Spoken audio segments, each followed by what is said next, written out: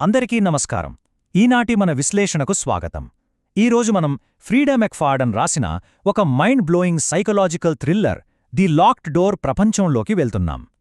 మొదటి పేజీ నుంచే మనల్ని కుర్చీ అంచున కూర్చోబెట్టే ఈ కథలో అసలేముందో, అందులోని భయానిక మరియు సస్పెన్స్ ఎలిమెంట్స్ ఏమిటో ఇప్పుడు మనం లోతుగా చూద్దాం. ఒక్కసారి ఊహించండి, మీరు ప్రాణంగా ప్రేమించే మీ కన్నతండ్రే ఒక కరుడుగట్టిన సీరియల్ కిల్లర్ అని తెలిస్తే ఆ ఊహే ఎంత భయంకరంగా ఉంది గదూ. సరిగ్గా ఈ డార్క్ కాన్సెప్ట్తోనే మన కథ మొదలవుతుంది. ఇది మన మెయిన్ క్యారెక్టర్ అయిన నోరా ఎదుర్కొన్న అత్యంత భయంకరమైన వాస్తవం. అసలు ప్రస్తుతం నోరా జీవితంలో ఏం జరుగుతోందో తెలుసుకోవాలంటే మనం కాస్త వెలక్కి వెళ్ళాలి. ఆ చీకటి గతాన్ని, ఆ బేస్మెంట్ లోపల దాగి ఉన్న రహస్యాలను ఒకసారి తవ్వి తీయాల్సినే. ఈ టైం లైన్ ఒకసారి గమనించండి. సరిగ్గా 26 ఏళ్ల క్రితం కేవలం 11 ఏళ్ల వయసున్న నోరా తన సొంత ఇంటి బేస్మెంట్లోని పంజరంలో బంధించబడిన ఒక మహిళని చూస్తుంది. అదే సమయంలో ఆమె తండ్రి ఆరోన్ నీర్లింగ్ అరెస్ట్ అవుతాడు. మరి 25 ఏళ్ల తర్వాత ఇప్పుడు చూస్తే ఆనాటి చిన్నారి నోరా ఇప్పుడొక సక్సెస్ఫుల్ సర్జన్. కాని ఆనాటి భయానక గతం ఆమెను ఇంకా వదలలేదు. 30. అవును, మీరు విన్నది నిజమే. నోరా వాళ్ల నాన్న ఆరన్ నీర్లింగ్ చేతిలో అతి కిరాతకంగా హత్య చేయబడిన అమాయక మహిళల సంఖ్య ఇది. ఈ ఒక్క నెంబర్ చాలు అతని క్రూరత్వం ఏ స్థాయిలో ఉందో అర్థం చేసుకోవడానికి. ఈ సీరియల్ కిల్లర్కి ది హ్యాండీమ్యాన్ అనే ఒక పేరు కూడా పెట్టారు. ఎందుకంటే అతనికొక భయంకరమైన సిగ్నేచర్ స్టైల్ ఉంది. నల్లటి జుట్టు, నీలిరంగు కళ్ళు ఉన్న యువతులను టార్గెట్ చేసి వారి చేతులను నరికివేయడమే అతని మోడస్ ఆపరండి. ఇది బాగా గుర్తుపెట్టుకోండి, ఎందుకంటే ఈ మిస్టరీలో ఇదే అతి పెద్ద కీలకం కాబోతోంది. సరే, ఇదంతా గతం. మరిప్పుడు వర్తమానంలో ఏం జరుగుతోంది? డాక్టర్ నోరా డేవిస్ ఇన్నేళ్లుగా ఎంతో పర్ఫెక్ట్గా నిర్మించుకున్న ఆ కంట్రోల్డ్ లైఫ్ సడన్గా ఎలా కుప్పకూలడం మొదలైందో ఇప్పుడు చూద్దాం. ఆ చిన్నారి నోరాకి ఇప్పటి డాక్టర్ డేవిస్కి ఎంత తేడా ఉందో ఇక్కడ చూడండి. ఆనాటి వేధింపులు, ఆ భయంకరమైన వాతావరణం, వీటన్నిటివల్ల ఆ పెద్ద వయసులో ఉన్న డాక్టర్ నోరా డేవిస్ ఎలా మారిపోయిందంటే ఎవ్వరినీ దగ్గరికి రానివ్వదు, ఎప్పుడు ఒంటరిగా తన ఎమోషన్స్ని పూర్తిగా కంట్రోల్ చేసుకుంటూ బతుకుతోంది. తన అసలు ఐడెంటిటీ ఎవ్వరికీ తెలియకుండా ఒక సీక్రెట్గా దాచేసింది. కానిక్కడే ఒక మైండ్ బ్లాంక్ అయ్యే ట్విస్ట్ వస్తుంది. సడన్గా డాక్టర్ నోరా దగ్గరకొచ్చే పేషెంట్స్, అది సరిగ్గా నల్లటి జుట్టు, నీలిరంగు కళ్ళు ఉన్నవాళ్లే చేతుల్లేకుండా శవాలుగా దొరుకుతున్నారు. దీని అర్థమేంటి? నోరా గతం గురించి ఎవరికో స్పష్టంగా తెలుసు. వాళ్లు అచ్చు నోరా తండ్రి చేసినట్టే ఈ హత్యలను మళ్లీ క్రియేట్ చేస్తున్నారు. రోజు రోజుకూ శవాల సంఖ్య పెరుగుతోంది. మరి ఆ కాపీ క్యాట్ ఎవరు?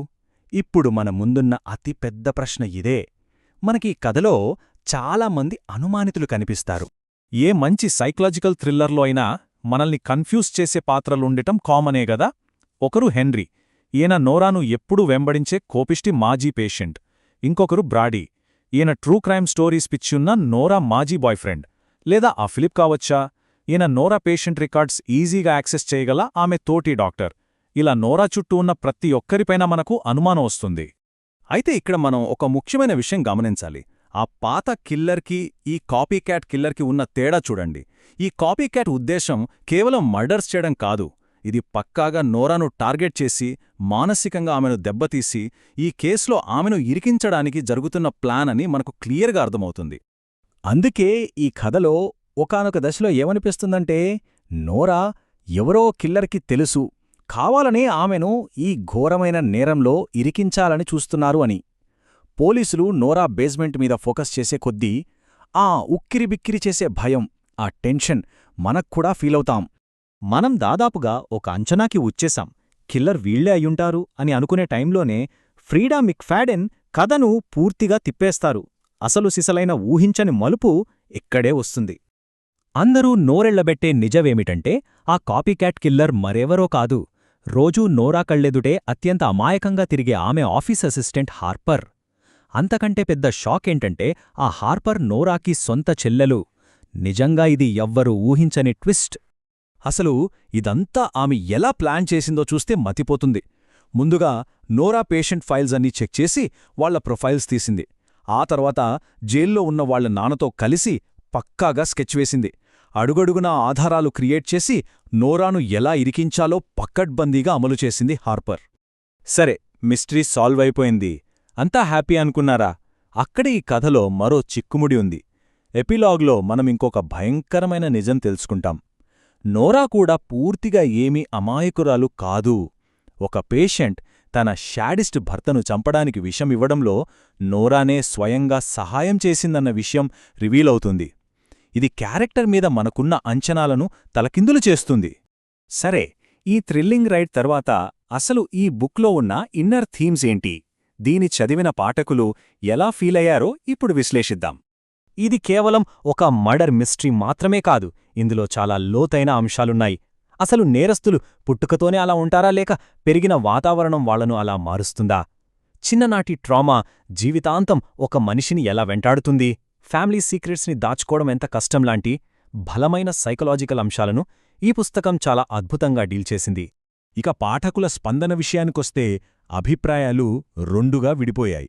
కొందరికి ఈ ఫాస్ట్ పేసింగ్, ఊహించని ట్విస్టులు పిచ్చిపిచ్చిగా నచ్చేస్తే, మరికొందరికి మాత్రం నోరా క్యారెక్టర్ కొంచెం ఫ్రస్ట్రేటింగ్గా అనిపించింది, ఆ ముగింపు ట్విస్టంతా కన్విన్సింగ్గా అనిపించలేదని విమర్శించారు.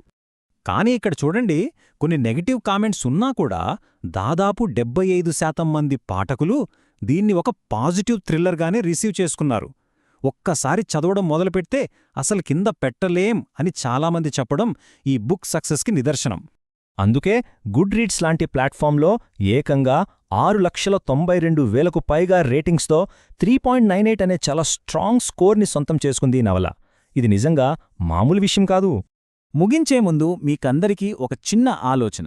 మన కుటుంబం లేదా మన గతం చేసిన పాపాలను బట్టి సమాజం మనల్ని జడ్జ్ చేస్తుందా, లేదా ఆ చీకటి గది తలుపులను శాశ్వతంగా మూసేసి మనం కొత్తగా ఎంచుకునే మార్గాన్ని బట్టి మనల్ని గుర్తిస్తుందా? ఈ ప్రశ్నతోనే ఈ ఎక్స్ప్లెయినర్ని ముగిస్తున్నాను. మీరు కూడా ఈ థ్రిల్లర్ని చదివితే మీ అభిప్రాయం ఎలా ఉంటుందో ఒక్కసారి ఆలోచించండి. మళ్ళీ మరొక ఆసక్తికరమైన విశ్లేషణతో కలుద్దాం.